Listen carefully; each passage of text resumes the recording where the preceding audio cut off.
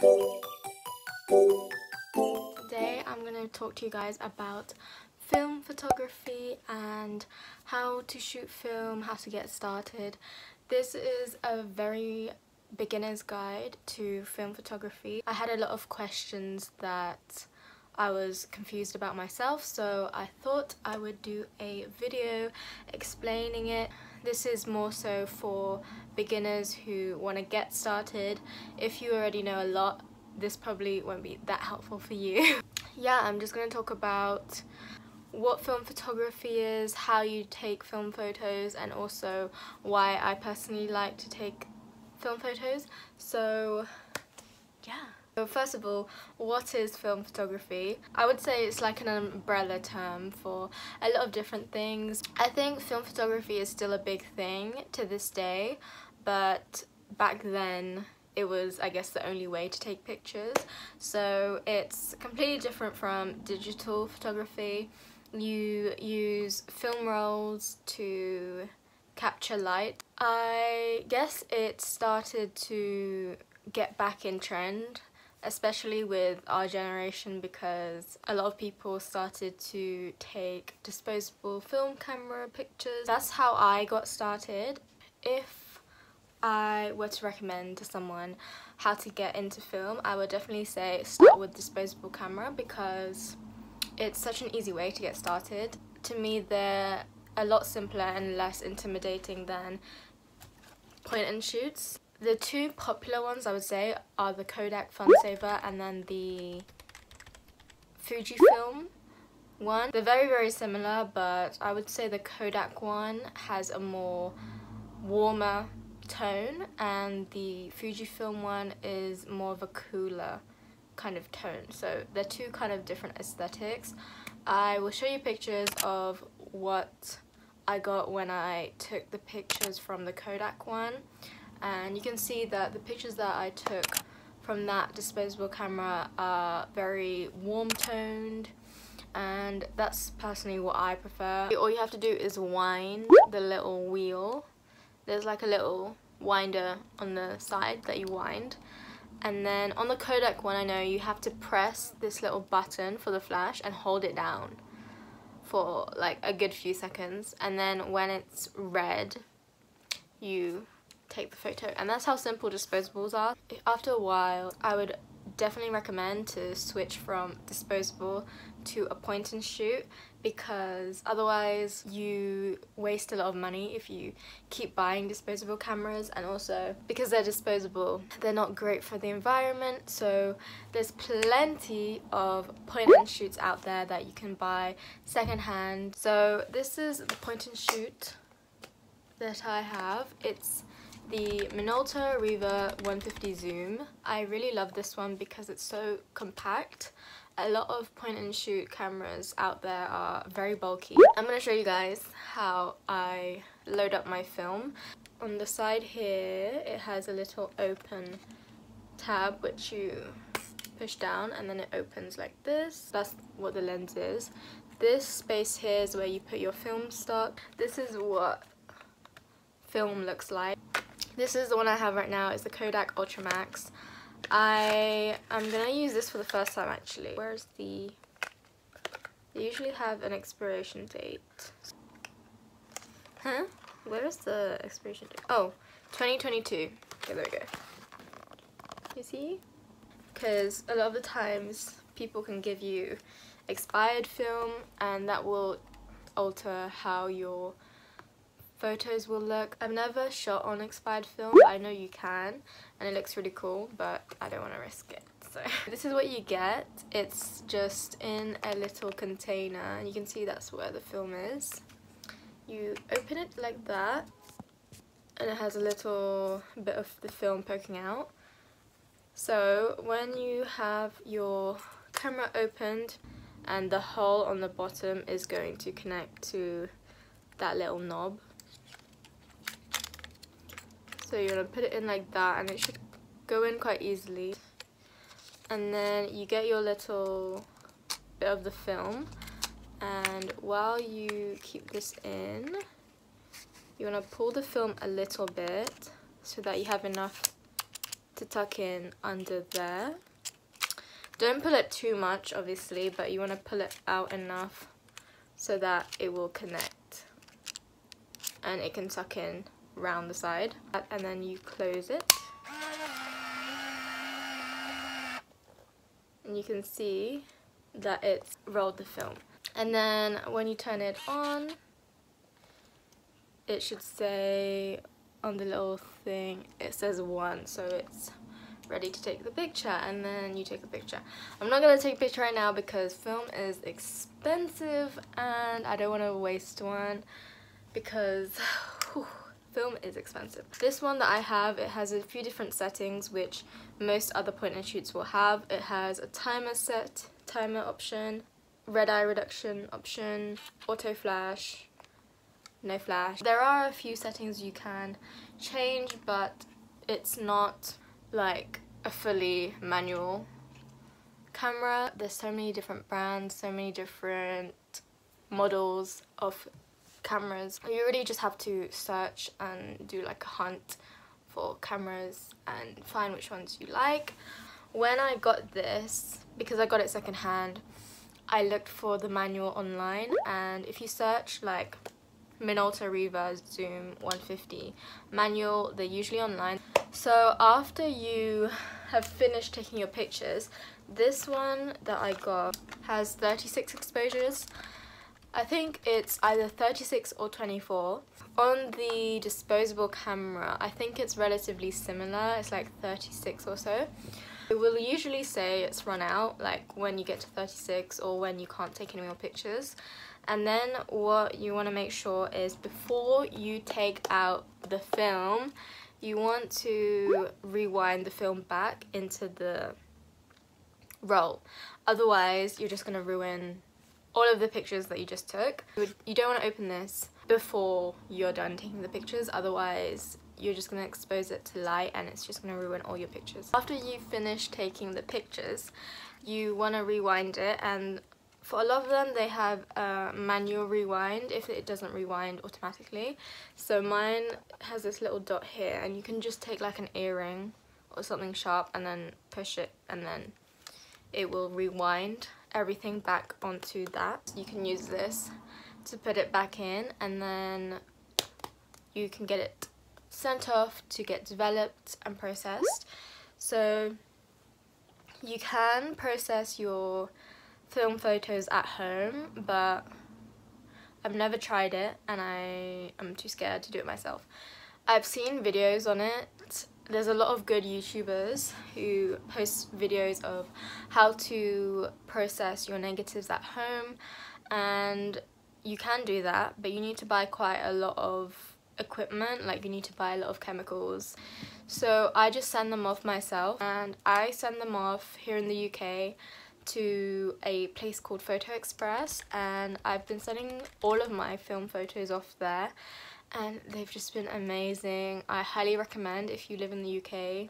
I was going to send them off to Boots, but my friend who's really into photography, film photography, was like, no, don't send them off to Boots because they won't develop them nicely, because I don't know, Boots is not like a professional film place. I trusted him, and so I just sent my developed photos to Photo Express, and I found them online when I was literally searching on Google where to send my film photos to get them developed. Their service is so good. They send them off so quickly, so easily, and the process is so easy. All you have to do is, when you've got your little film roll back, you just put it in like an envelope or a package, send them off with a form where you write like what you want. So I want to get my negatives developed, and I want them on a CD, or I want my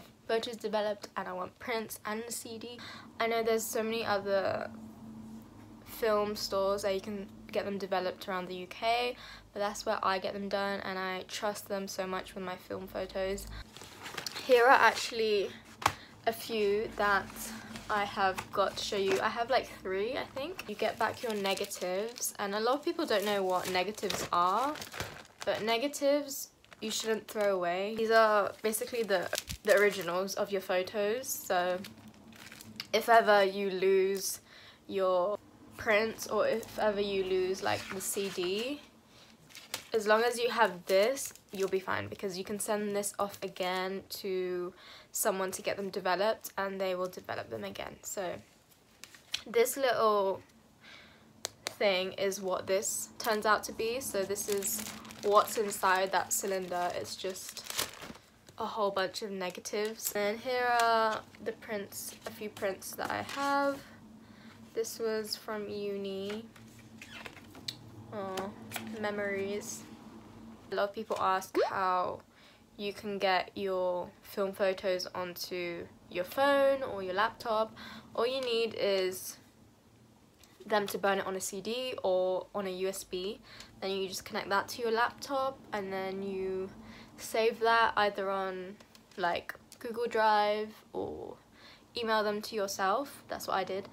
And then you can just download them from your phone. And that's how I got them onto my phone. I will show you pictures that I took from my point and shoot, and I found that when I moved from my disposables to my point and shoot, I really liked the quality a lot better because the images were a lot more sharper and just better in general. That's what I love about taking film photos as well, is because the photo just looks so nice. It doesn't look like it was taken on the phone. It looks like it was taken from a legit nice camera. And I'll talk about where you can get them because a lot of people ask that as well. You can get them from a lot of different places, but from the UK, because I live in the UK, you can get them mostly on eBay, Depop, and thrift stores, I would say. Yeah, you can also get them on Amazon, but I find that on Amazon they're a lot more expensive for some reason. I would be careful on Depop because people do up the price on there. So number one place I would go to is eBay. I got mine from Etsy actually. Etsy and eBay are pretty good. Mine was only £15, so that's pretty decent for a film camera. I know you can get film cameras for like super cheap, like £5 at thrift stores and stuff like that, but I don't have a lot of thrift stores where I live, so I had to look online. I know in around like London there's plenty of film camera stores. Yeah, and also when I was looking for one for a point and shoot, for example, if I wanted this camera, I would search Minolta Riva 150 zoom photos, and I think on, what's it called, there's a website which shows a lot of example pictures that the camera will take. Also for film stocks, there's so many different ones out there, but I personally just get the cheapest one because I'm not picky at all when it comes to what film stocks I use. The one I have tried is the Kodak Gold, and I really liked how that one looked. A few that I would recommend are the Kodak Gold, this one which is the Ultra Max Color Plus, and also my friend recommends one, I think it's called Portrait, which he says is like the best film, but everyone has their own preferences. One of the things that I wanted to talk about was the pricing and how expensive it is to shoot film.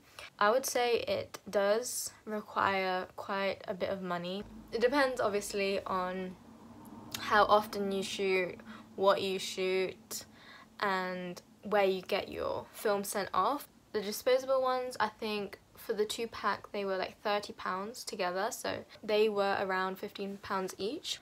You will need obviously film to take pictures on. On Amazon they're around like 10 plus, so minimum would be like £10. But I know you can get film from a lot of different places a lot cheaper, but on Amazon they're around £15 for each. They can get even more expensive depending on what type of film, and because there's a lot of film which is very expensive, you can find them like 20, 30, 40 plus. Point and shoot cameras, they vary a lot. Some cameras such as some Olympus cameras and contacts. They're super pricey. You can find them for like 100, 200 plus, and because they're very popular and they're very good film cameras, because a lot of them are secondhand. People just sell them for whatever price they want depending on how popular the camera is and stuff like that. So after you get your point and shoot, you still need to get film and you still need to get them developed, so the price does add up. When I get my film developed, usually I will just get the negatives developed and get them onto a CD. It would cost around 11 to 15 pounds. So you're probably like, why do you still take film photos then? Well, it's just fun and I like it. I like how my photos turn out. It's just another nice thing to have other than just your digital photos you've taken on your camera. For me, I would definitely say that film photos are way nicer than photos you've taken on your phone. That's why I like to take film photos. If you like it, you can switch over to a point and shoot and invest in a point and shoot. If you know that you will be taking film photos for like years, do invest in a cheap point and shoot. It's just more fun as well to have a point and shoot camera, I think, because you can really experiment with what film stock you use, so each time it might not look the same. If you think about it, it's probably like £1 or so for each photo you take, so you will really want to make sure that it counts. But obviously don't get too stressed about it, just have fun with it and take the photos you want to take.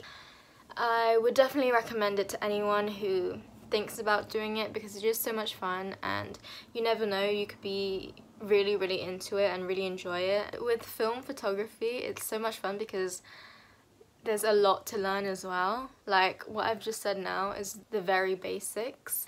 There's so much more to it. I would recommend it to all my friends because it's just such a fun experience and the photos you get out of it are really nice. So yeah, that is my video for today. I hope you guys enjoyed. If you did, please let me know in the comments, or like the video or subscribe, and yeah. Then she met me at the college. Her friends play my songs and they been following me. Yeah, I don't like to do that much explaining and talking. Just know she had coffee with me.